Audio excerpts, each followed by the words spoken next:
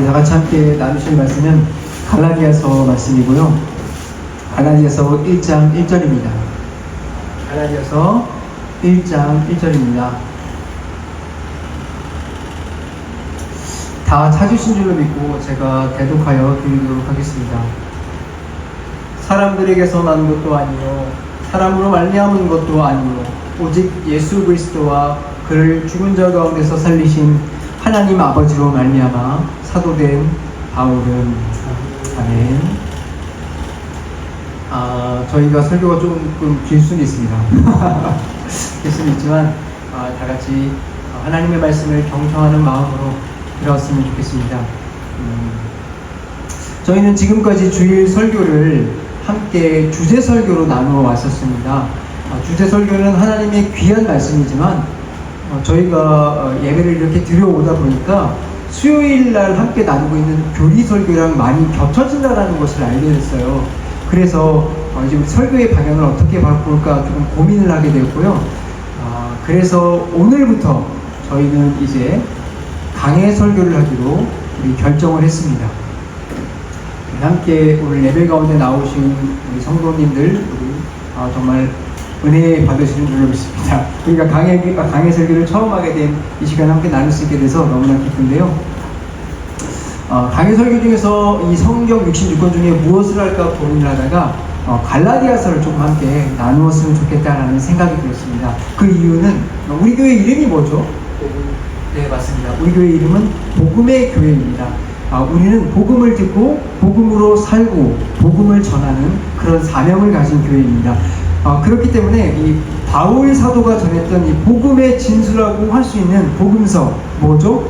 갈라디아서를 그래서 선택을 하게 된 것입니다. 혹자가 이렇게 물을 수 있습니다. 로마서가 있지 않습니까? 물어볼 수 있습니다. 예, 로마서가 더 완전한 복음이 전해져 있다고 생각을 합니다. 하지만 이 갈라디아서보다 분량이 더 많죠. 3배나 많기 때문에 먼저는 갈라디아서를 조금 먼저 살펴보기로 결정을 한 것입니다. 사실 갈라디아서도 내용이 짧긴 하지만 사실은 로마서와 같은 주제를 다루고 있습니다. 그렇기 때문에 우리는 갈라디아서만으로도 복음을 충분히 나눌 수 있다고 생각을 합니다. 갈라디아서의 주제를 먼저 말씀을 좀 드리겠습니다. 갈라디아서의 주제는 이신칭의입니다. 이신칭의. 로마서랑 같죠. 이신칭의가 갈라디아서의 주제입니다. 오늘 우리가 이제 갈라디아서를 배울 텐데 이 갈라디아서를 통해서 이제 우리는 이 복음의 핵심인 예수 그리스도에 대해서 함께 배우게 될 것입니다. 그리고 그분의 십자가를 여러분들은 만날 수 있게 될 것입니다. 그래서 여러분들이 이 말씀을 들을 때 정말로 성령님께서 나에게 이 말씀이 들릴 수 있게 해달라고 정말 기도하는 마음으로 들으셨으면 좋겠습니다. 정말 성령님께서 여러분들에게 그리스도로 인도하시는, 갈라디아서를 통해서 인도하시는 그런 역사가 있을 줄로 저는 믿습니다. 여러분들이 이제 갈라디아서를 함께 나누어 보려고 합니다.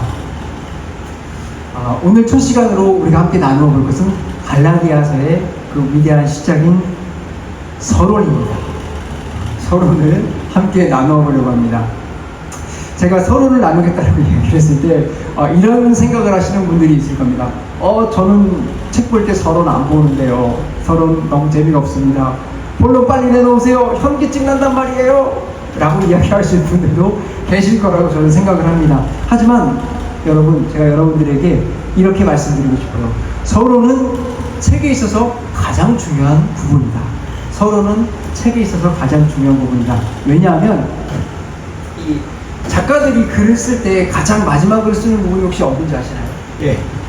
작가들이 글을 쓸 때 가장 마지막으로 쓰는 부분이 서론입니다.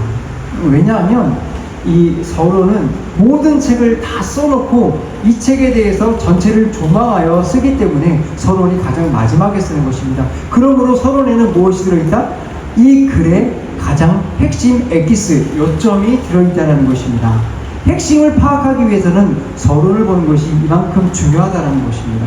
여러분, 책을 읽어 나갈 때 처음부터 가, 나, 다 이렇게 읽어 나가는 것도 굉장히 좋은 습관이라고 생각을 합니다. 하지만 핵심을 파악하고 읽어 나간다면 그 책을 이해하는 데 있어서 처음부터 읽어 나가는 사람보다 더욱더 깊은 이해를 하게 될 수 있다는 것입니다. 그래서 책을 읽는 데 있어서 서론을 안다는 것은 참으로 중요한 것입니다. 그런데 책을 읽는 것도 서론을 읽는 것이 이렇게 중요한데 성경은 더더욱더 중요하다는 것입니다. 왜냐?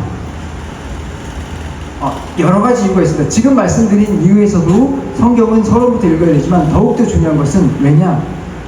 성경은 여러분들이 모두 알다시피 굉장히 오래전에 쓴 책이에요. 특별히 우리 오늘 보고 있는 갈라디아서는 대략 한 2000년 전에 쓰여진 책이죠. 그렇기 때문에 우리 현대인이 읽기에는, 우리 현대인의 시각으로 이것을 읽기에는 시간적인 차이로 오는 해석적 오류가 발생할 수 있다는 것입니다. 그렇기 때문에 우리가 이러한 갭을, 이러한 오해를 줄이기 위해서 해야 될 것이 무엇이냐? 바로 서론을 읽어야 한다는 것입니다. 여러분, 성경을 읽는데 이 오류를 줄인다라는 것, 오류를 없앤다라는 것은 굉장히 중요합니다. 왜냐하면 하나님의 말씀을 바르게 듣기 위해서는 하나님의 말씀에 해석적으로 오류가 생겨서는 안 되기 때문입니다. 여러분, 하나님의 말씀을 바르게 들어야 하나님의 구원도 바르게 이해하고 바르게 구원의 길을 걸어갈 수 있는 것입니다. 그런데 우리가 그것을 오류로 해석을 해버리면 상당한 오해가 생기죠. 대표적인 예가 그런 겁니다. 서론에 대한 부분은 아니지만 우리가 말씀을 볼 때 한 부분만 이렇게 캐치해서 읽을 때가 있어요. 문맥을 발췌하지 않고 그냥 그 부분만 빼서 읽는다는 것입니다. 가장 대표적인 예가 식당에 있죠. 내 시작은 미약하였으나 내 끝은 창대하리라. 사실 이 말씀이 좋은 말씀이 맞죠. 하지만 이 말씀은 그 식당에서 얘기하는 그런 의미가 담겨있는 것이 아닙니다. 욥기서를 보시면 아시겠지만 욥의 친구가 그를 정말 그 정죄할 때 쓰는 그런 단어이거든요. 그런데 그 말씀만 가지고 와서 쓴다는 것은 그 말씀을 온전히 해석하지 못하는 그런 오류를 낳게 된다는 것입니다. 마찬가지로 우리가 성경을 볼 때 서론을 보지 않으면 이런 오류에 빠질 수 있다는 것입니다. 그렇기 때문에 우리는 서론을 반드시 짚고 넘어가야 한다는 것입니다. 그러므로 여러분들 서론을 통해서 이제 성경책을 보시길 바라고 이 서론을 통해서 1세기의 안경을 끼시고 1세기의 시각으로 성경을 바라보시기 바랍니다. 자, 이제 여러분들 말씀에 들을 준비가 다 되셨을 거라고 생각을 합니다. 이제 여러분들과 갈라디아서를 함께 나누려고 합니다. 자, 이제 말씀의 세계로 함께 들어가 보겠습니다. 먼저 우리 오늘 읽은 말씀을 다시 한번 같이 한번 읽어봤으면 좋겠습니다. 갈라디아서 1장 1절입니다. 함께 읽어보겠습니다. 사람들이 시켜서 사도가 된 것도 아니요 사람들이 맡겨서 사도가 된 것도 아니요 예수 그리스도께서 그리고 그분을 죽은 사람들 가운데서 살리신 하나님 아버지께서 임명하심으로 사도가 된 나 바울이 죄송합니다. 제가 새 번역본으로 준비됐네요. 죄송합니다. 네. 하여튼 이 말씀을 우리가 지금 읽었습니다. 이 말씀을 읽으면서 저희가 먼저 시작할 것은 갈라디아서의 배경에 대해서 함께 알아보도록 하겠습니다. 여러분들 혹시 여행을 좋아하시나요? 예. 혹시 여행을 좋아하신다면 혹시 어느 나라를 좀 다녀오셨을까요? 예, 많이 다녀오셨죠? 남미도 다녀오셨고 유럽도 다녀오셨을 겁니다. 그런데 저도 여행을 가봤어요. 살면서 여행 갈 기회가 생겨서 너무 좋았는데 어디를 가봤냐면 저는 멀리는 가보지 못했고요. 여기 인근 동아시아 주변을 많이 몇 군데 가보게 됐었습니다. 아주 짧은 기간이었고 굉장히 근거리의 여행을 다녀왔지만 그럼에도 불구하고 제가 느꼈던 굉장히 강렬한 인상이 있었는데 그것이 무엇이었냐면 정말 짧은 곳이지만 정말 가까운 곳이지만 지역에 따라서 문화적인 특색이 있었다는 것입니다. 이것이 무슨 얘기냐면 국민성이 정말로 존재한다는 것을 제가 보았다는 것입니다. 이게 정말로 신기했던 것은 제가 말로만 듣던 것을 실제로 보니까 정말 신기했다는 것입니다. 제가 여러분들에게 이것을 비교적으로 물어보고 싶은 것이 있습니다. 여러분들도 여행 다니면서 느끼셨을 텐데 이 국민성이 있다는 것, 이 국민적인 특성이 있다는 것이 이 종교를 믿는 데에도 과연 특성을 미칠까요? 예, 많이들 알고 계시네요. 끄덕끄덕 하시는데 종교를 믿는 데에도 지대한 영향이 있다는 것을 알게 됩니다. 여러분들 그거를 제가 단적인 예로 동아시아가 상당히 큽니다. 그런데 이 동아시아에서 이 기독교를 믿는 나라가 몇 나라나 될까요? 많지가 않아요. 그죠? 많지가 않아요. 제가 당장 생각해도 우리나라랑 필리핀, 요 정도랑 캄보디아 요 정도 믿는 걸로 알고 있는데, 이게 왜 그러냐면 이 국민적인 특성이 다르기 때문에 이 기독교를 받아들인 것도 달랐기 때문입니다. 우리가 하나님을 믿을 수 있는 이런 특성을 가진 것은 정말로 큰 축복이라고 생각을 합니다. 여러분들, 물론 이 하나님을 믿는다는 것은 하나님께서 전적으로 하시는 일입니다. 저희가 무엇을 할 수 있는 것이 아니에요. 그렇지만 하나님께서는 우리를 또 사용하시지 않습니까? 그렇기 때문에 우리는 이 사람들의 특징을 파악하는 것이 상당히 중요합니다.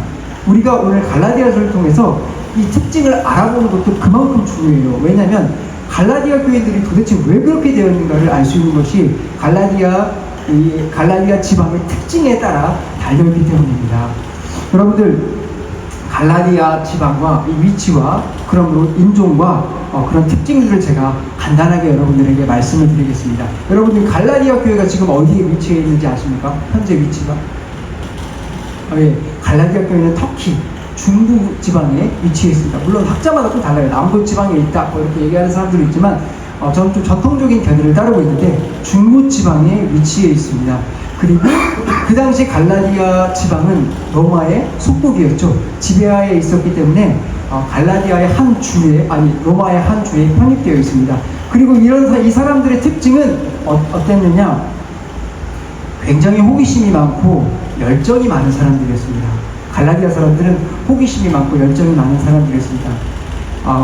하나님께서 이런 호기심이 많고 열정이 많은 사람들을 통해서 복음을 어떻게 전파를 하셨는가, 우리는 이 점을 한번 살펴보았으면 좋겠습니다.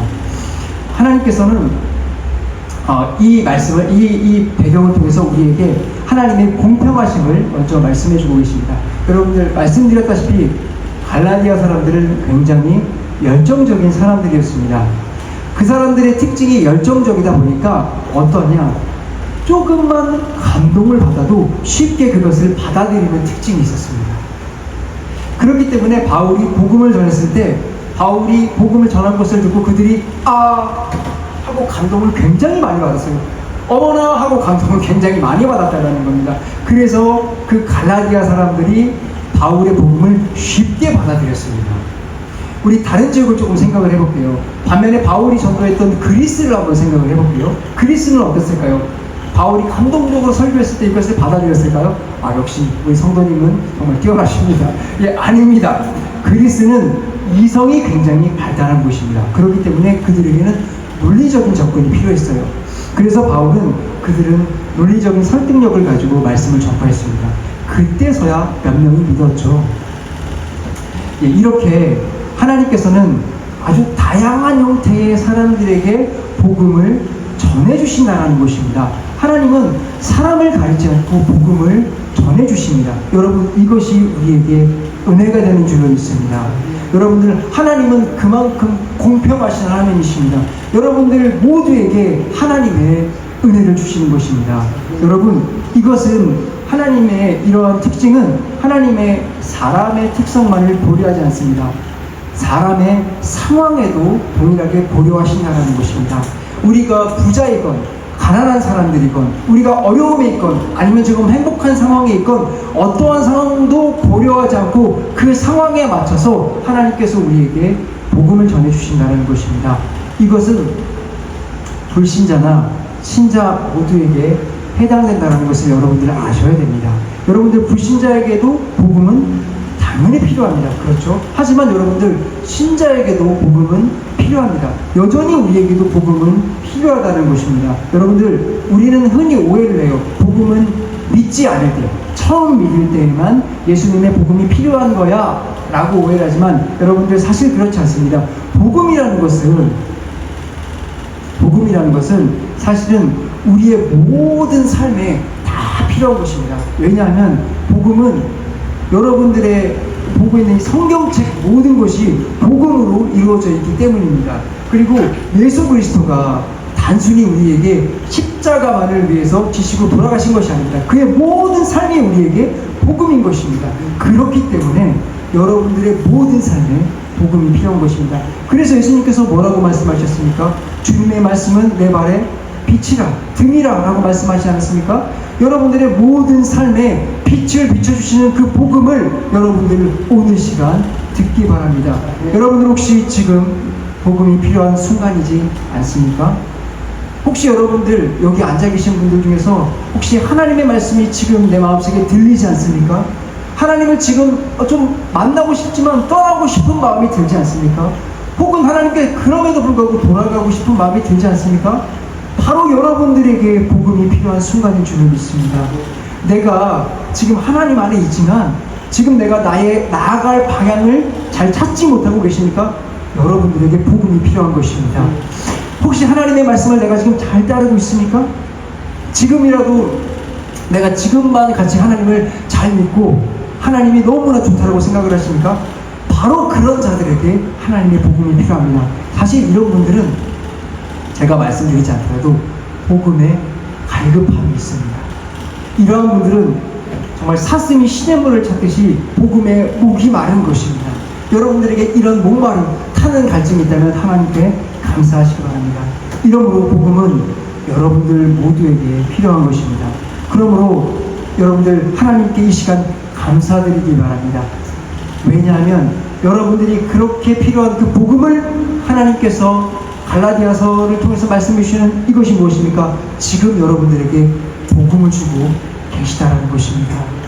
여러분들 그러므로 이 시간 성령님께서 여러분들에게 말씀 가운데 감동을 주십니까? 그렇다면 여러분들 이 말씀을 놓지 마시고 꽉 붙잡기를 바라십니다. 물론 제가 본문에 들어가면서 여러분들에게 이 갈라디아 교인들이 놓친 것에 대해서 하나하나 자세하게 말씀을 드릴 겁니다. 하지만 이것을 제가 복합적으로 한 가지를 말씀드리면 이 갈라디아 교인들이 놓친 가장 중요한 핵심은 복음의 연속성을 놓쳤다는 것입니다. 그들은 복음을 처음 듣고 계속하는 그 신앙생활 가운데서 복음을 놓쳐버리는 실수를 한 것입니다. 여러분들 복음을 듣고 기쁘셨던 그 순간이 있지 않습니까?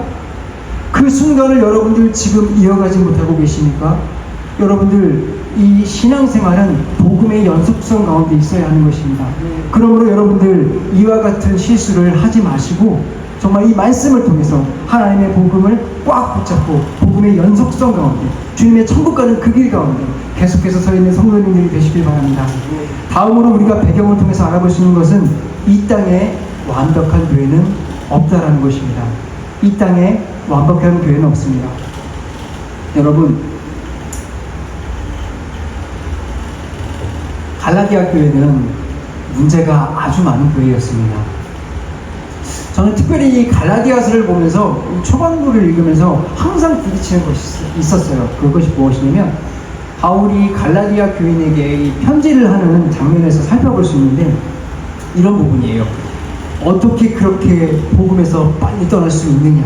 어떻게 너희들이 복음에서 이렇게 빨리 떠날 수 있느냐? 이 말입니다. 저는 사실은 이 말씀을 읽을 때마다 항상 혼란스러웠어요. 왜냐하면 갈라디아서의 이 말씀을 읽을 때 갈라디아 교인들이 하나님을 똑바로 믿지 않았었나? 이런 생각을 하게 된다는 거예요. 그런데 갈라디아서를 분명히 읽어보면 이들은 진심으로 그리스도를 받아들이고 믿었던 자들이라는 것이에요.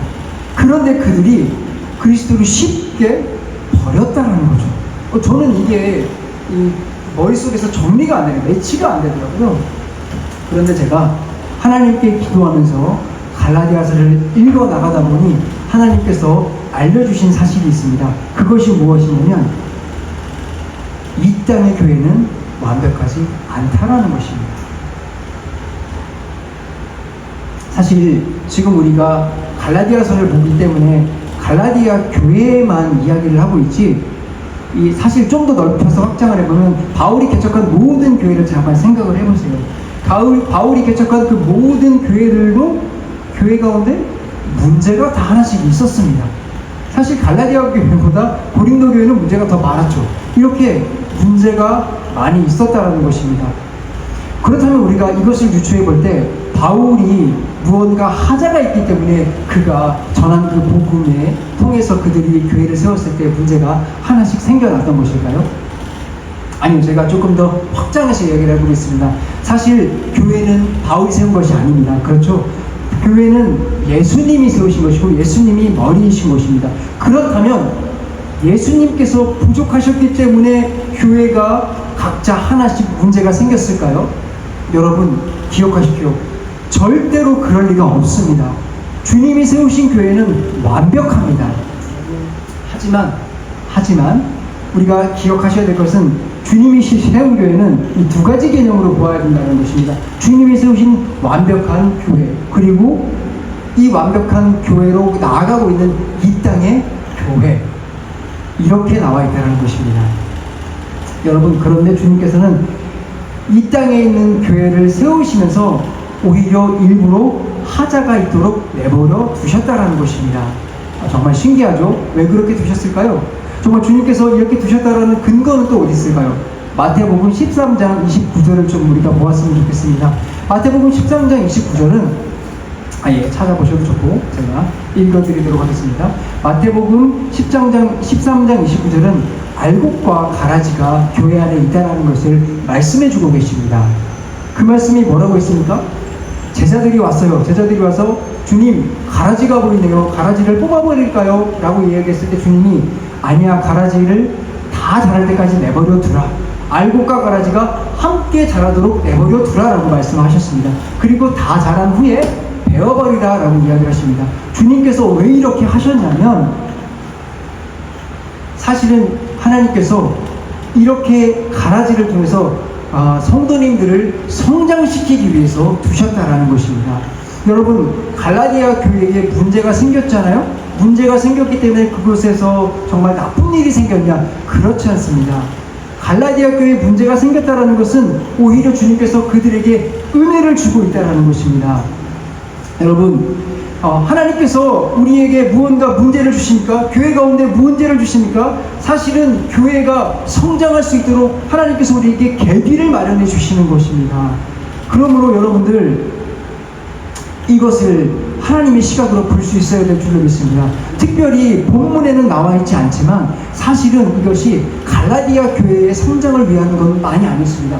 바울이 이 갈라디아서를 전도했었던 그 당시는 바울이 아직까지 바울이 선교 역사에서 젊은 시절이었습니다.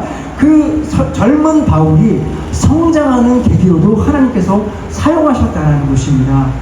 그러므로 하나님께서 주시는 그런 문제들을 우리는 하나님의 은혜로 바라볼 수 있는 시각이 필요합니다. 여러분들, 이 땅의 교회는 완전할 수 없습니다. 잠시 눈을 들어 우리 교회를 바라볼까요? 우리 교회의 환경만 봐도 이렇게 부족한 것이 많습니다. 물론 저를 봐도 상당히 부족한 것이 많죠. 정말 훌륭하신 목사님들이 많기 때문에 저는 부끄럽습니다. 하여튼 저를 봐도 부족한 것이 많은데, 이렇게 부족한 것이 많은 것이 우리에게 불평거리가 되어서는 안 됩니다. 불평거리가 아니라 하나님의 은혜거리라는 것을 여러분들 기억하십시오.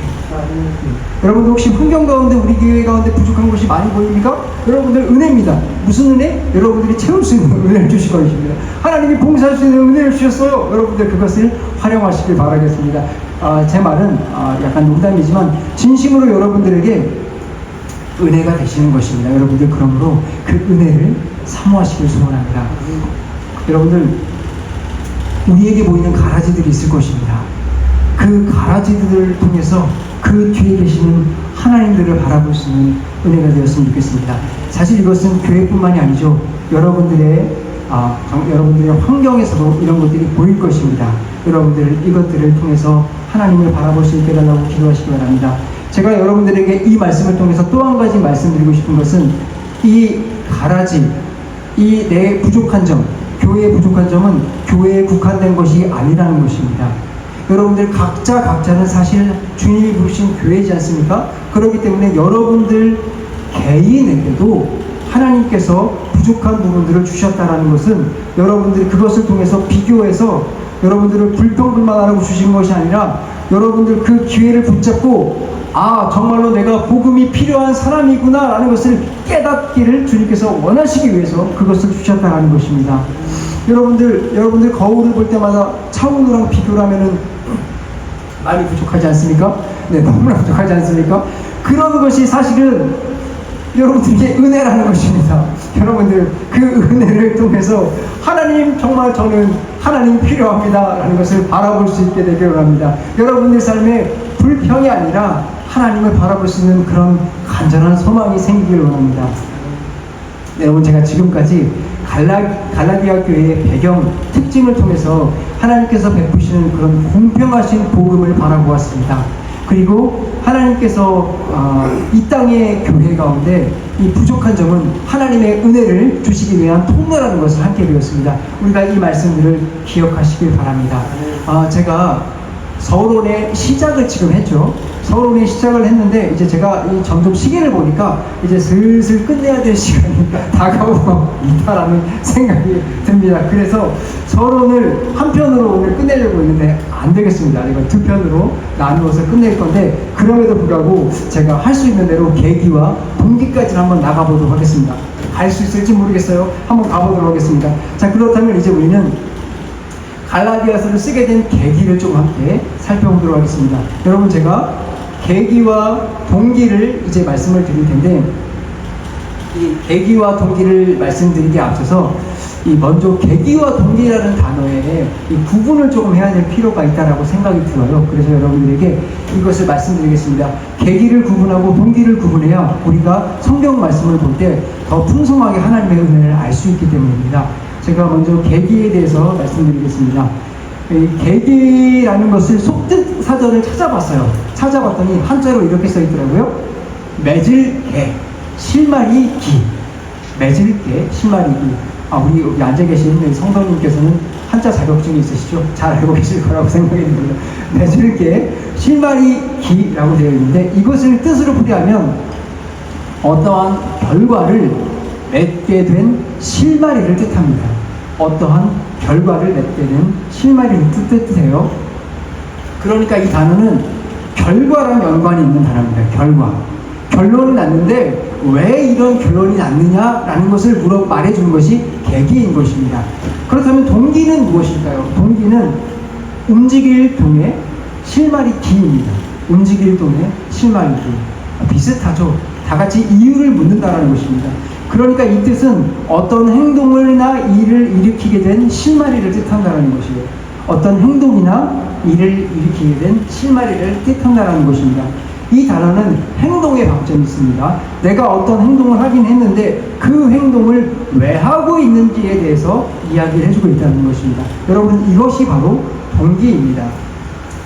여러분들 이 두 단어가 이렇게 구분이 되니까 여러분들 그 부분을 유념하여 들어주시길 바랍니다. 자, 그렇다면 바울이 갈라디아서를 왜 쓰게 됐는지 계기에 대해서 여러분들에게 먼저 말씀을 드리겠습니다. 먼저 계기에 대해서 말씀을 드리기에 앞서서 그렇다면 우리는 갈라디아 교회는 바울이 왜 세웠는가, 왜 세워지게 되었는가, 이것을 먼저 살펴봐야 될 것이라고 생각을 합니다. 바울은 이 다메섹 구상에서 예수님을 처음 만나게 되었습니다. 그래서 그는 그리스도인이 되었습니다. 그는 주님께 사명을 받았고요. 사도로서 이 세계를 다니면서 이방인에게 전도를 하기 시작했습니다. 그의 위대한 첫 여정은 정말 중요했습니다. 그런데 이 첫 여정에서 무슨 일이 발생했는지 그에게 병이 났습니다. 병이 발생을 했습니다. 그래서 그가 이 병을 치료하기 위해서 주변을 살펴보다 보니까 가장 가까이 있었던 지역이 갈라디아 지방이었던 것입니다. 그래서 그가 갈라디아 지방에 들어가게 된 것이었고요. 그가 원래 전도하려고 계획했던 이 갈라디아 지방이 아닌 갈라디아 지방을 가게 돼서 병을 치료하고 전도를 하게 된 것입니다. 여러분들, 그래서 갈라디아 교회가 세워지게 된 것입니다. 제가 아까 갈라디아 교회의 특징을 말씀드리면서 일부러 빼놓은 것이 있었는데, 갈라디아 교회들이 바울이 전한 그 복음을 듣고 놀라게 된 이유 중에 하나가 무엇이냐면 그가 병에 걸렸기 때문입니다. 그 아픈 가운데 그 전도하는 그 모습이 안쓰러워 보이기도 하고 정말인가 보다라고 감동을 받았습니다. 그것을 통해서 그들이 전도가 된 것입니다. 어쨌든 그렇게 해서 교회가 세워지게 된 것입니다. 여러분들, 우리는 이 말씀을 주목해 볼 필요가 있어요. 바울이 갈라디아 교회를 세울 때 갈라디아에 가서 교회를 세우겠다고 계획해서 세운 것이 아니라 하나님께서 갈라디아의 교회를 세우겠다고, 1세기의 교회를 세우시겠다고 계획하셨기 때문에 그곳에 교회가 세워지게 됐다는 것입니다. 여러분, 이것이 바로 하나님의 계획입니다. 여러분들, 하나님의 계획은 이렇게 하나님이 계획을 하시면 하나님께서 계획하신 대로 이렇게 이루어 나가시는 분이시라는 것입니다. 여러분들, 이것은 갈라디아 교회에만 국한되는 이야기가 아닙니다.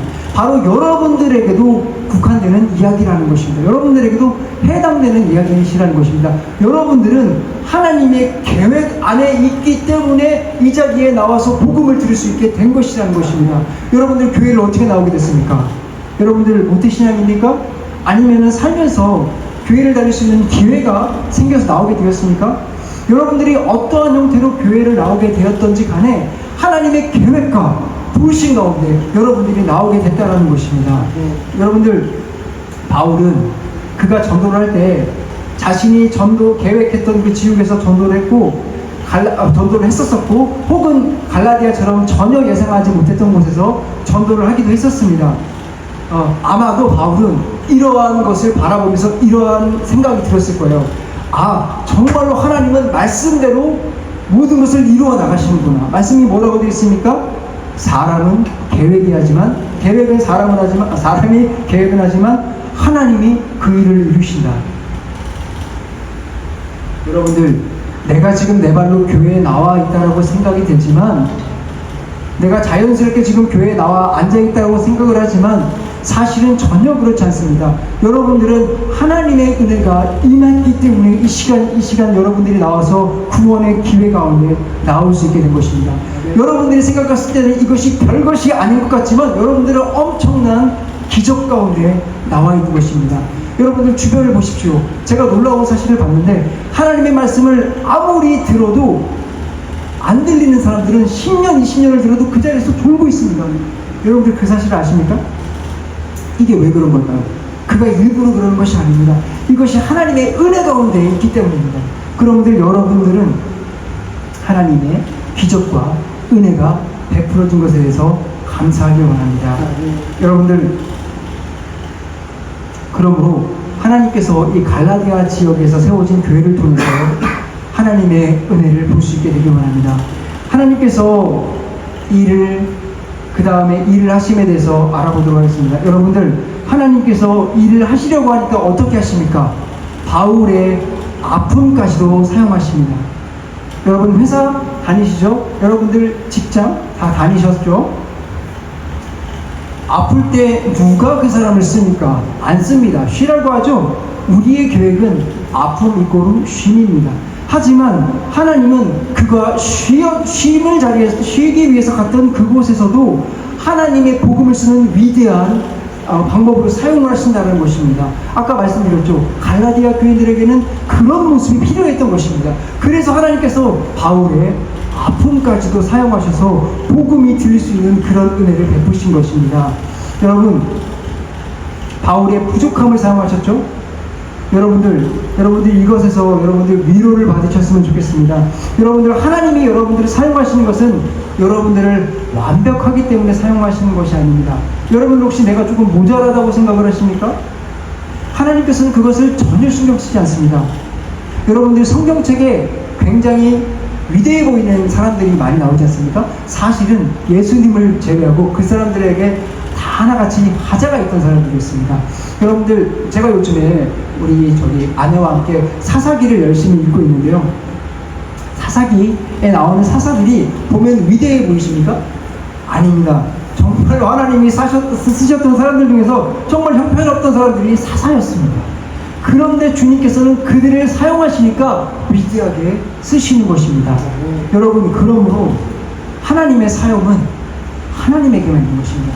여러분들, 이것이 그 사람의 부족함에만 있는 것이 아닙니다. 여러분들의 상황에도 동일합니다. 여러분들이 상황이 부족하다 할지라도 그 부족을 걱정하지 마시기 바랍니다. 여러분들, 저는 제 상황이 지금 부족해요. 하나님의 말씀을 전달하는 데 있어서 굉장히 부족한 부분이 있습니다. 그런데 제가 이 말씀을 들으면서 깨닫게 된 것은 이 부족한 것이 아니라 이 부족한 가운데 하나님 앞에 전심을 다해야겠구나 라는 것을 깨닫게 됐어요. 왜냐? 하나님께서는 그 가운데서 하나님의 위대하신 일을 하시기 때문입니다. 여러분들, 하나님께서 여러분들을 1시간만 사용하십니까? 또 준비할 수 있는 시간을 별로 주시지 않습니까? 그럼에도 불구하고 하나님께 의지하여 나가시길 바랍니다. 여러분들 그러나 기억해야 될 사실이 있습니다. 무엇이냐면 바울을 바라보시길 바랍니다. 바울은 몸이 아팠죠.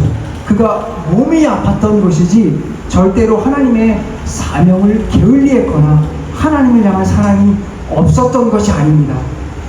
하나님은 중심을 보는 분이십니다. 바로 우리의 자세는 내 상황이나 부족하거나 내 실력이 부족한 것에서 집중하여 보는 것이 아니라 내가 하나님을 얼마나 사랑하고 있느냐, 내 마음이 지금 하나님을 사랑하고 있느냐, 지금 내가 내게 주신 사명이 크건 적건 중요하지 않습니다. 그 사명에 진심하여 집중하고 있느냐를 주님이 보신다는 것입니다. 바울을 사용하신 것이 무엇입니까? 하나님을 사랑하기 때문입니다. 그의 사명에 집중했기 때문입니다. 여러분, 이것에 집중할 때 하나님께서 일을 하시는 것입니다. 여러분, 혹시라도 여러분들의 사명이 지금 보이지 않습니까? 기도하시기 바랍니다. 하나님을 사랑하는 마음을 달라고 기도하시길 바라고, 하나님을 위해서 살 수 있는 사명을 달라고 기도하시길 바랍니다. 여러분, 혹시 여러분들의 삶의 길이 지금 보이지 않습니까? 하나님을 의지하시기 바랍니다. 여러분들, 예수님이 뭐라고 말씀하셨습니까? 길이요, 나는 길이다. 여러분들 이 말씀을 믿으십니까? 여러분들의 길이십니다. 여러분들은 하나님, 우리 주 예수 그리스도를 의지하시기 바랍니다. 역시 혹시 여러분들이 지금 시험 가운데 있습니까? 걱정하지 마십시오. 여러분들, 그것이 나에겐 시험이고 어려움이고 괴로움이겠지만 하나님께서 여러분들을 사랑하셔서 주시는 것입니다. 여러분들을 다 사용하시기 위해서 주시는 것이기 때문에 여러분들, 이 모든 것은 너무나도 소중한 것입니다. 우리는 사실 아프거나 내가 부족한 면을 보면 의기소침해져서 하나님의 사명을 버리고 싶은 순간이 너무나 많이 찾아옵니다. 위대한 사역자죠. 엘리사, 우리 엘리야를 생각해 보시기 바랍니다. 엘리야도 그죠, 갈멜산 전투 후에 어떻습니까? 나를 죽여달라고 그냥 숨어가지고 벌벌 떠는 모습을 볼 수 있지 않습니까? 우리는 이렇게 우리 자신의 부족한 모습을 보는 순간 의기소침해지는 순간이 너무나 많습니다. 그러나 기억하십시오.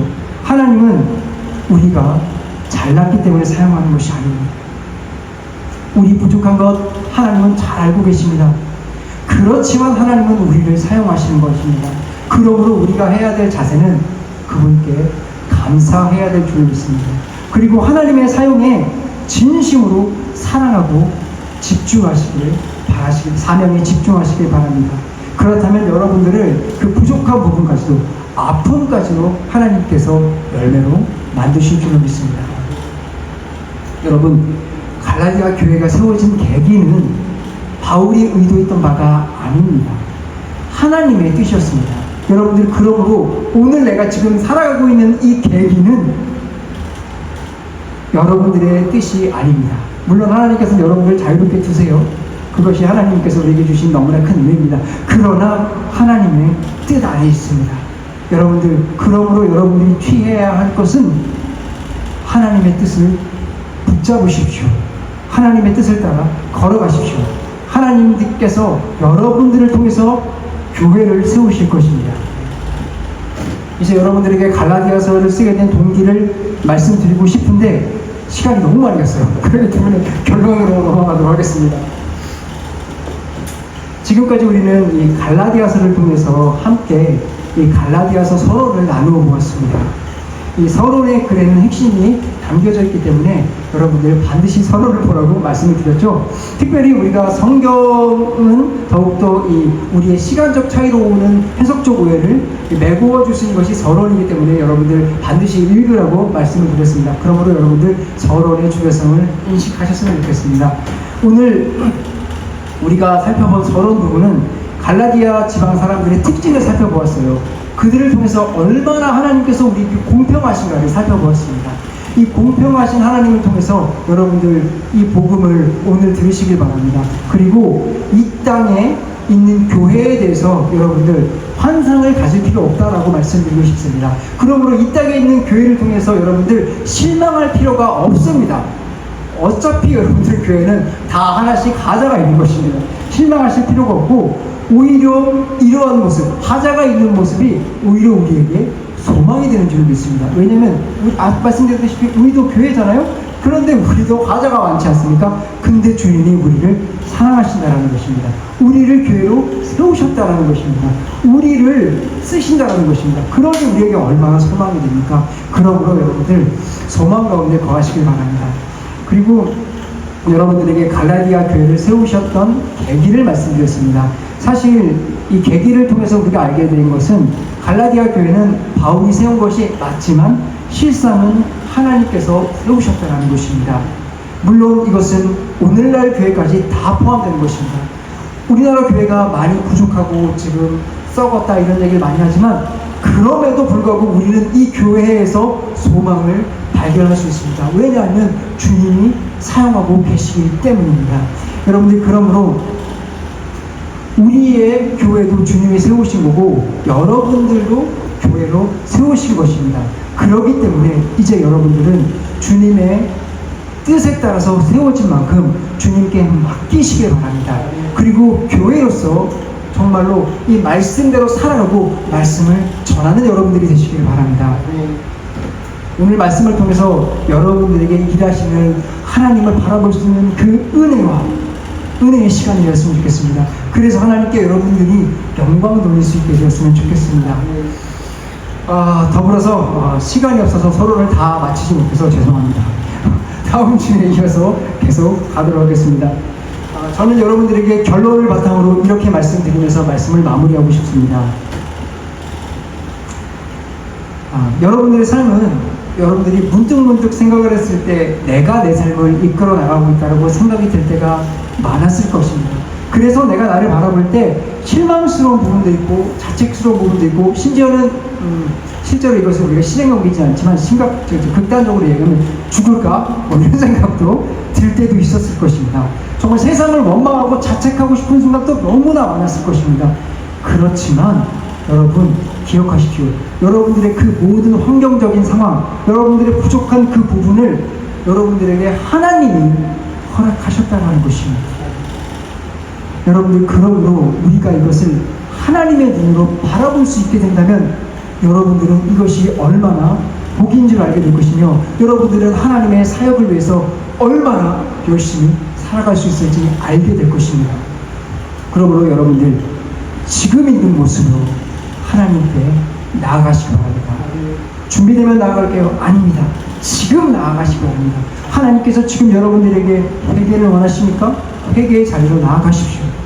긍휼을 주시기 원하십니까? 긍휼의 자리로 나아가시기 바랍니다. 지금 여러분들 지혜 주시기 원하십니까? 지혜로 나가시기 바랍니다. 여러분들의 어떠한 모습이라도 좋습니다. 지금 모습으로 부르시는 그 모습으로 나아가시기 바랍니다. 여러분들 말씀으로 하나님의 뜻을 살피시고 기도로 하나님과의 관계를 계속해서 맺어 나가시기 바랍니다. 혹시 내가 성경에 어디를 읽어야 할지 모르겠다 하시면 제가 말씀드릴게요. 먼저 기도하세요. 주님, 제가 어떤 말씀을 읽어야 될지 모르겠습니다. 주님, 내가 주님께 서야 되는데 어떻게 서야 될지 모르겠습니다. 여러분, 주님, 정말로 내가 하나님을 사랑하고 싶은데 그 마음이 생기질 않습니다. 나아가서 기도하십시오. 먼저 기도하시고 여러분들 혹시 성경을 읽을 곳이 없습니까? 창세기부터 읽으십시오. 혹은 마태복음부터 읽으십시오. 순차적으로 읽어 나가십시오. 여러분들이 어디를 읽어 나가야 될지 모르겠다 하시면 여러분들이 읽는 그 부분을 통해서 주님께서 말씀을 해주실 것입니다. 그러므로 읽는 것을 중점을 두시기 바랍니다.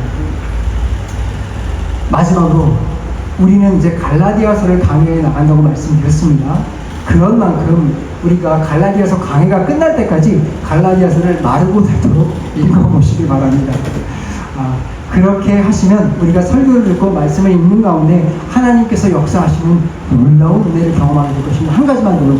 그리고 들은 그 말씀을 반드시 삶으로 옮겨가시기 바랍니다. 제가 이 말씀을 위해서 오늘 우리 교회는 항상 여기 주보 뒤에 보면 신앙명언이라고 있거든요. 이 신앙명언을 제가 읽어드리기 위해서 마무리하도록 하겠습니다. 수단을 지키는 것만으로는 부족하다. 쓰라린 경험을 통해 우리는 태양이 없으면 새까맣게 그을리는 일이 없다는 진리를 깨닫게 된다.